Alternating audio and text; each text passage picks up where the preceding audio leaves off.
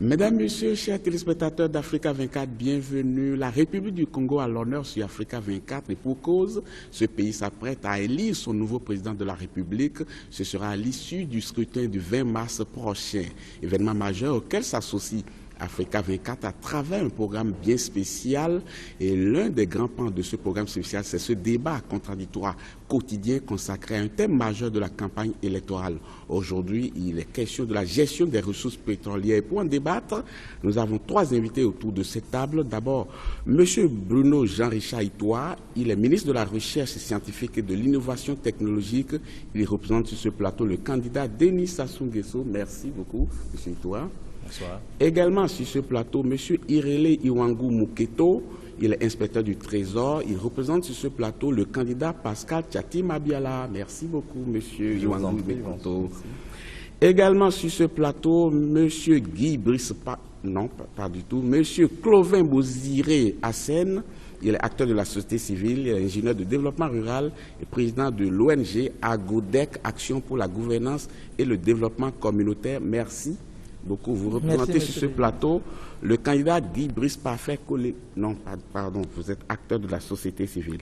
Merci, merci beaucoup. Le thème, je le rappelle, gestion des ressources pétrolières. Et la toute première question revient à M. Hassen, M. Clovin Boziré Hassen. La première question est de savoir, quand vous êtes dans un pays, qu'on dit pays pétrolier, est-ce que vous sentez les revenus, les impacts de ce pétrole-là dans votre pays? Bon, sur cette question, monsieur le journaliste, on peut dire oui et non. Oui, par le simple fait que, en regardant le pays, on peut constater qu'il y a des infrastructures qui n'existaient pas, qui existent aujourd'hui. On peut regarder que, d'une manière globale, certaines activités sont en train d'être réalisées par le gouvernement. Oui, on peut le dire. Mais on peut aussi dire non, et beaucoup plus non, par le simple fait que l'impact qui doit être beaucoup plus visible, c'est l'impact social. Quand vous regardez le niveau de vie des populations, quand vous regardez la manière dont l'éducation est encadrée, vous regardez la manière dont les formations sont données, vous regardez la manière dont même le travail se fait, où les populations vivent, vous vous rendez compte que malgré les richesses que le Congo a pu avoir depuis un certain temps concernant les recettes pétrolières, mais sur le terrain, la pauvreté ne cesse d'accroître. Même si les indicateurs économiques parfois montrent que ça s'améliore, mais il faut regarder dans la pratique pour se rendre compte que rien ne s'améliore. Je vais vous prendre quelques exemples simples. Regardez le pays. Quand vous regardez à l'intérieur du pays, 80% de l'habitat est en terre battue. Donc, ils ont fait la municipalisation, par exemple, qui on appelé municipalisation accélérée, où dans chaque région, ils mettent au moins 300 milliards de francs CFA, mais aucun projet concernant la population, donc qui concerne l'habitat, qui concerne le travail, qui concerne les infrastructures de base réelles, n'a été mis en place. Merci, Monsieur Hassen. On y reviendra tout à l'heure. Monsieur Iwangu Muketo, qui a connu le Congo hier et qui le retrouve aujourd'hui, peut-être 20 ans ou 30 ans après, il doit méconnaître quand même le pays, non? Méconnaître le pays? Oui. Mais parce que beaucoup de choses auront changé. Oui, oui. Les choses ont changé, on peut le dire. Mais à quel prix? Monsieur Botton, je veux vous faire quelques révélations. On va essayer de planter le décor de ce débat. Dans ce pays, nous avons eu une manne pétrolière qui peut être estimée pour les 10 dernières années à plus de 24 000 milliards de francs CFA. Et cette manne pétrolière n'a pas permis le développement de ce pays. Elle a au contraire aidé à l'achat des armes, à l'enrichissement illicite des dignitaires du pouvoir. Je suis là à côté de Monsieur le ministre. Nous avons assisté à un endettement ahurissant. Les populations continuent à se paupériser. Sur 800 000 kilomètres, M. Botton, de routes, à peine 1200 ont été bitumées. Est-ce qu'on peut dire, dans un tel pays, que le pétrole aura servi à quelque chose? Non. L'indice de développement humain classe notre pays au 140e rang sur 187 pays au niveau mondial. La corruption bat son plein. Transparency International nous dit quoi? On est 146e sur 167 pays. Je veux vous dire un petit truc, monsieur, je vais vous dire quelque chose de simple, monsieur Breton. Permettez-moi. Je vous en prie. Le Congo, en réalité, est un pays des paradoxes. Le Congo est le symbole, je dirais même l'emblème de ce qu'on appelle le mal hollandais. Le syndrome hollandais, c'est-à-dire la malédiction des ressources. Ça veut dire que là où il y a plus de ressources, les gens sont plus pauvres, ils ont plus de difficultés que là où il n'y en a pas. Et le Congo est un pionnier, est un exemple du mal hollandais. Je veux vous citer quelques paradoxes. Il n'y en a pas beaucoup. Oui, oui. Il n'y en a pas beaucoup. Pays riche, pétrolier, monsieur Breton. Population pauvre. 50% de la population congolaise vit en dessous du seuil de pauvreté.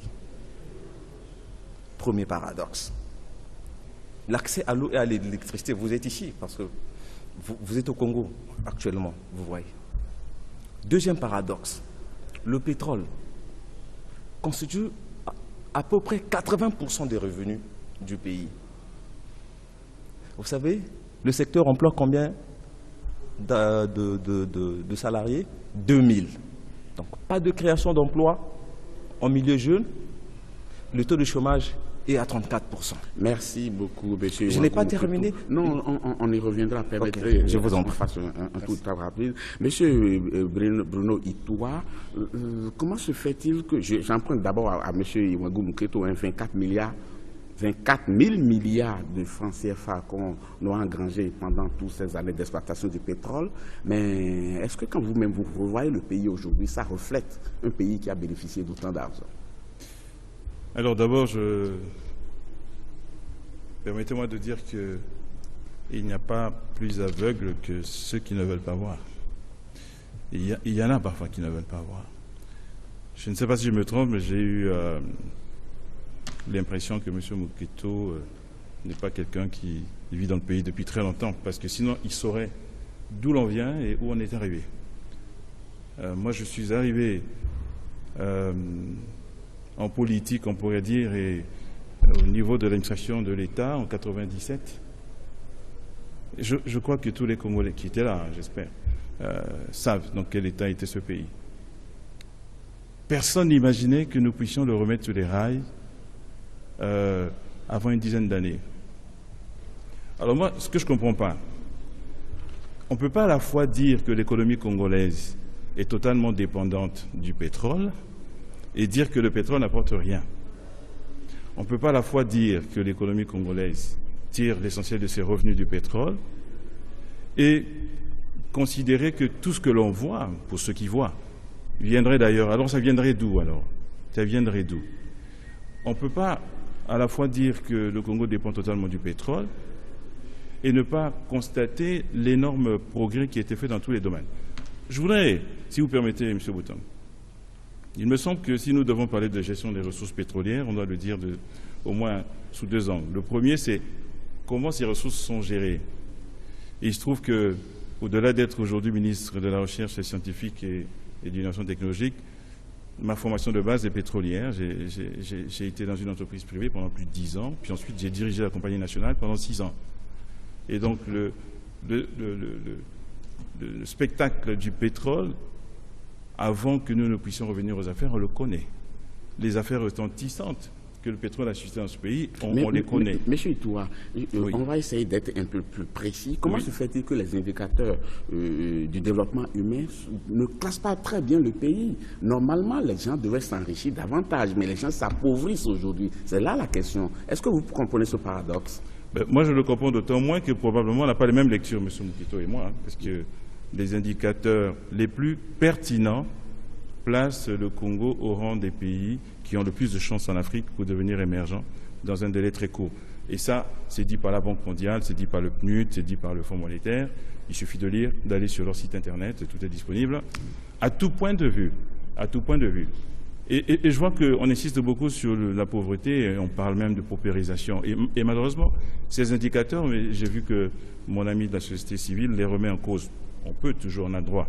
Ces indicateurs disent que la pauvreté a baissé, qu'elle est en dessous de 35%, d'après la dernière enquête de consommation des ménages, ça s'appelle l'EcoMog, qui a été faite il y a 2 ans environ.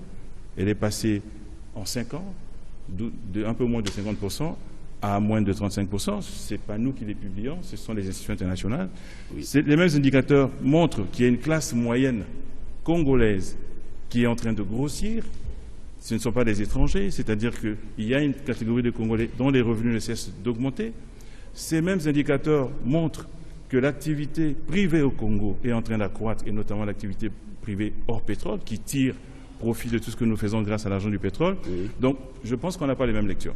Merci, M. Itoua. Je voudrais rappeler à nos téléspectateurs que vous pouvez intervenir dans cette émission en nous envoyant vos réactions et même poser des questions aux représentants du candidat qui sont sur ce plateau à l'adresse congo2016@africa24tv.com, congo2016@africa24tv.com. Également, pour nous envoyer des SMS ou même des messages WhatsApp au numéro qui s'affiche au bas de votre écran 00282 855 15 64 00242 855 15 64.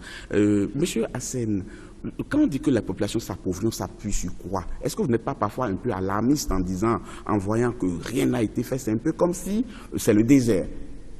Bon, je veux encore répéter sur ce que je viens de dire. J'ai dit qu'il y a des choses qui ont été faites, voilà, qui sont visibles, qu'on ne peut pas remettre en cause parce que les yeux les voient. Mais il y a des choses qui devraient être faites mais qui ne l'ont pas été. Mais c'est normal qu'on n'ait pas tout fait, non? J'arrive, oui. Permettez que j'arrive. Et quand je dis qu'ils n'ont pas été, qui auraient pu faire, qui pu être faites plus tôt, c'est en fonction du revenu que le Congo a eu à obtenir pendant la même période. Donc, quand je parle de la pauvreté, vous savez, quand nous rentrons dans le cours de l'économie rurale, vous allez vous rendre compte que souvent les indicateurs d'appréciation ne reflètent pas la réalité sur le terrain. Mais ces indicateurs viennent d'où alors? J'arrive. Quand vous regardez, sillonnez seulement la ville, je prends seulement la ville de Brazzaville. Combien de personnes sur les près d'1 million de la population qui y vivent ont de l'eau à boire, de l'eau potable? Sur le nombre d'habitants qu'il y a dans Brazzaville, combien ont de l'électricité de façon normale ou permanente? Donc, vous voulez les infrastructures de base, c'est cela? Voilà. Permettons à M. Itoua de répondre sur ce plan précis. Les infrastructures de base, l'eau, quand même, est source de vie. Comment est-ce qu'on n'y a pas pensé plus tôt?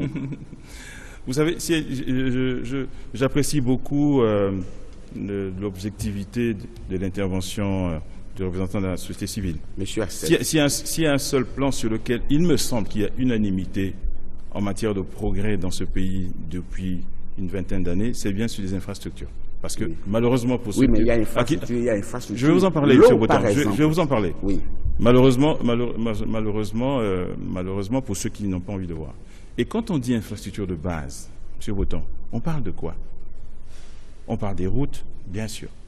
On parle des aéroports, des ports, bien sûr. Mais on parle aussi de l'eau. Vous avez préféré la route, c'est cela? Ah non, pas du tout, mais j'y venais.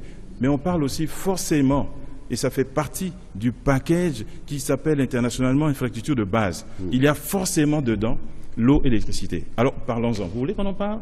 L'électricité est passée de 120 MW en 1997.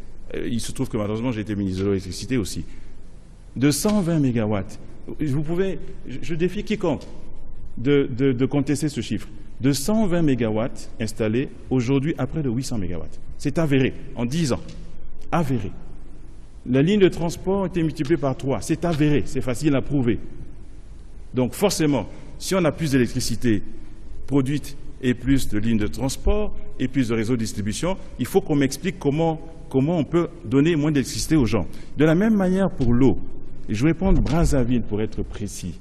À Brazzaville, la production d'eau, vous le savez j'espère, a été multipliée par 3 en 4-5 ans. Vous savez, on a réhabilité l'usine d'eau de Djiri, on a construit une nouvelle usine d'eau qui produit 2 fois ce que produisait la ville auparavant.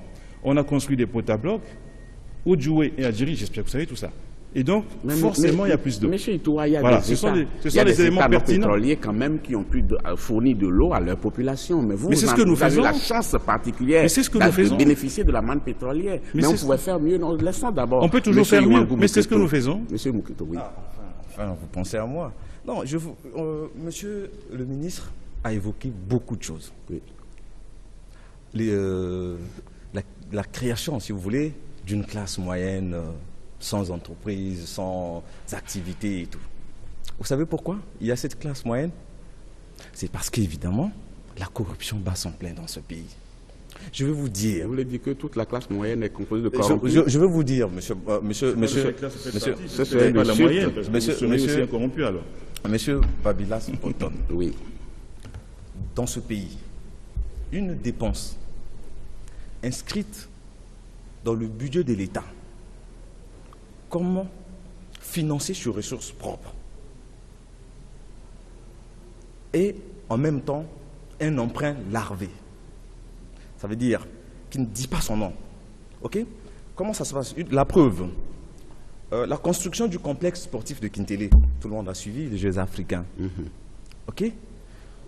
Dans le budget 2015, il était prévu 152 milliards pour la construction de ces infrastructures. Vous savez ce qui s'est passé? Ces infrastructures n'ont pas été construites par l'État congolais. C'est une dette auprès des entreprises chinoises, sinon de l'État chinois. Et ça, c'est Unicongo qui le dit, qui est une organisation patronale dans notre pays. Le ministre des Finances l'a reconnu récemment lors de son discours prononcé à l'occasion de la pose de la première pierre de la banque chinoise, en disant que le Congo avait actuellement une dette de près de 1500 milliards auprès de l'État chinois. Mais sur le stade, de manière précise, vous avez dit qu'on avait prévu 125 milliards dans le budget national. 152 milliards dans le budget national. Effectivement. Et après, on a fait un prêt pour pouvoir construire le stade. Les 125 milliards ont servi à quoi? Mais c'est ça, la classe moyenne dont on vous parle actuellement, aujourd'hui. Cet argent est sorti du trésor. Vous êtes sûr de ce que vous dites? Parce que c'est une accusation quand même assez grave. Mais prenons la loi de règlement, vous verrez. Vous verrez que cet argent a été bel et bien consommé. Laissons M. Itoua répondre quand même à ce point précis. Oui, M. Moukito m'oblige à parler de gestion budgétaire des finances publiques. Dans tout budget de n'importe quel État, en matière de ressources, il y a 3 colonnes. Il y a une colonne ressources propres, ça s'appelle moyens librement affectables, en jargon du ministère des Finances. Il y a une colonne pour les dons et il y a une colonne pour les emprunts. C'est une chose normale. Les pays les plus endettés de ce monde sont les pays les plus développés. J'espère que M. Moukito le sait. Donc, ce n'est pas une chose anormale que de contracter un emprunt. C'est une chose normale. Pourquoi je ne suis pas sûr que ce soit ce que met en cause. Mais non, mais je finis de lui expliquer, M. Botton. Et donc, on ne contracte un emprunt que parce qu'on se rend compte qu'à un moment donné, les ressources propres qu'on a ne permettront pas d'atteindre l'objectif. Mais vous avez prévu 152 milliards. Pourquoi est-ce que vous n'avez pas sorti ces fonds-là pour le consacrer? Moi, je veux mettre M. Moukito au défi de me faire la preuve que ces 153 milliards ont été extraits du Trésor et ont servi à autre chose. M. Moukito, qui est inspecteur du Trésor, parle de loi de règlement. Je ne suis pas au courant que la loi de règlement 2015 ait déjà été adoptée, donc je ne sais pas comment il fait. Elle n'est pas encore. Elle n'a pas encore été adoptée par le Parlement. Donc on ne peut pas savoir. Donc tant qu'il n'y a pas de loi de règlement, j'aimerais que M. Moukito me dise comment il sait que 153 milliards ont été extraits du Trésor et ont servi à autre chose. Moi, je suis curieux de savoir. À mon avis, ils ont été utilisés pour l'objet pour lequel ils étaient prévus, pour le stade, en plus de l'emprunt, ce qui est une chose normale. Mais pendant qu'on parle de ces fonds, il y a aussi un procès qu'on fait souvent à l'État congolais, c'est le fort endettement. On dit qu'il y a trop de dettes. Est-ce un choix? Est-ce que cela ne compromet pas les générations à venir? Est-ce qu'on avait besoin? Est-ce qu'on ne peut pas faire la politique des moyens dont on dispose? Monsieur Botton, je voulais dire 2 choses, si vous permettez. Je vous en prie. La première, c'est, moi, franchement, si nous devons parler sur la base d'appréciation personnelle, sur la base de rumeurs, c'est très difficile. Moi, si on pouvait parler sur la base de chiffres avérés, d'indicateurs publiés, et à ce moment-là, on a une base solide pour discuter. Non, l'État ne s'est pas surendetté. Alors, si vous avez la preuve, moi je veux bien aussi en discuter. Non, l'État s'est désendetté, vous le savez, totalement. Il n'y a pas si longtemps, puisque nous avons bénéficié du programme PPTE. L'État aujourd'hui s'endette par objectif, parce que le gouvernement fonctionne aujourd'hui sur la base de programmes par objectif. Et quand nous avons un objectif à atteindre et que nos ressources propres planifiées pour la période pendant laquelle nous allons faire ce travail ne sont pas suffisantes, eh bien, comme tous les pays modernes du monde, M. Boton, nous nous endettons. Et nous nous endettons en conservant à chaque fois des marges prudentielles.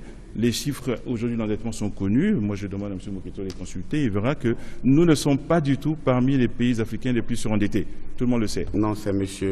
Hassen. Oui. Revenir avant d'aborder leur question sur la question de l'eau et de l'électricité que le ministre venait de dire que ça a été fait, les efforts sont en train d'être fournis. Je dis oui, mais le problème c'est quoi? Vous avez effectivement, on est passé de 120 MW comme vous le dites à 800, d'accord. Mais le problème c'est les faits pratiques sur le terrain. Vous avez de l'électricité qui pourrit là, anti-lampeau, mais il n'y a pas de transport pour amener cette électricité dans les maisons des gens. La preuve. Allez dans les quartiers maintenant là. Moi, là où j'habite, j'ai l'électricité 4 jours sur jour. Donc 4 jours, j'ai l'électricité. Le 5e jour, je n'ai pas d'électricité, je suis dans le délestage. Allez dans d'autres quartiers comme la base, mettez les pieds là-bas. Parfois, ils ont 5 mois sans électricité. Quand ça vient, c'est comme une bougie qui ne peut même pas te permettre de ramasser quelque chose au sol. Si déjà dans la capitale, vous avez de l'électricité qui fonctionne de cette manière, vous pouvez dire que vous avez atteint l'objectif. C'est le même problème pour de l'eau. Vous savez, c'est ridicule, je vous parle. Que quand pour me laver, ma femme doit aller me puiser tous les jours de l'eau à peut-être 300 mètres de ma maison. Parce que jamais il y a de l'eau dans notre maison, dans notre parcelle. Et l'eau que nous puisons, c'est quelle eau? C'est l'eau des puits. Si ce n'est pas l'eau des puits, c'est l'eau des forages. Appelez ça puits parce que c'est des forages. Qu'est-ce qui prouve vraiment que c'est hygiénique? C'est la vraie question qu'il faut se poser. Donc face à ça, j'arrive, monsieur le ministre et monsieur le journaliste, face à ça, je me dis qu'on ne peut pas dire, être fier du travail qui a été fait en ce qui concerne l'eau et l'électricité. Non, nous sommes des citoyens, on doit apprendre à dire les choses telles qu'elles se passent. Et ce que je peux reconnaître, les efforts sont en train de faire, mais ils n'ont pas vraiment atteint les objectifs. Maintenant, quand nous prenons les infrastructures, mais attends, je parle devant monsieur le ministre qui a eu à travailler au niveau de la SNPC, qui aujourd'hui est toujours au gouvernement, il connaît ce qui se passe. Les infrastructures que nous sommes en train de construire, d'accord, mais à quel coût? Je prends un exemple simple. Il a parlé de 24 milliards que le pétrole a donné au Congo, je doute fort. Je sais que le Congo, en 10 ans, de 2004 à 2013, a eu à produire pratiquement 462 millions de barils, qui ont rapporté à l'État autour de 17 000 milliards ou 18 000 milliards. Maintenant, si vous prenez avec les recettes hors pétrole, on peut peut-être dire que le Congo a pu obtenir autour de 24 000 milliards en 10 ans. Oui, mais quelle est la difficulté que nous constatons sur le terrain? Mais malgré ça, il y a de l'argent, comme il a parlé de la situation avec la Chine, c'est Eximbank. Le Congo fait partir 1 000 milliards de francs CFA chaque année dans le compte séquestre. Ça veut dire quoi? Ça veut dire que cet argent n'arrive pas au trésor public. Donc chaque année, le Congo bloque en Chine 1 000 milliards qui ne produisent pas des intérêts, mais qui sont bloqués juste pour les infrastructures que les Chinois sont en train de faire chez nous. La question est de savoir, est-ce qu'il y a une évaluation réelle de ces projets? Quand les rendent publics, quels sont les contrats qui ont été signés avec les Chinois? Nous avons en plus de ça, au niveau de la CORAF, il y a des pertes énormes au niveau de la CORAF, des détournements, je peux le dire. C'est quoi la CORAF? La raffinerie dans notre pays. La compagnie de raffinerie donne pratiquement plus de 6 millions de barils par année pour le raffinage, en ce qui concerne le contrat de partage de production. Monsieur Hassen, on va permettre au ministre de répondre à toutes ces interrogations-là, mais avant, nous allons marquer une pause. Chers téléspectateurs, restez avec nous, on vous retrouve dans quelques instants.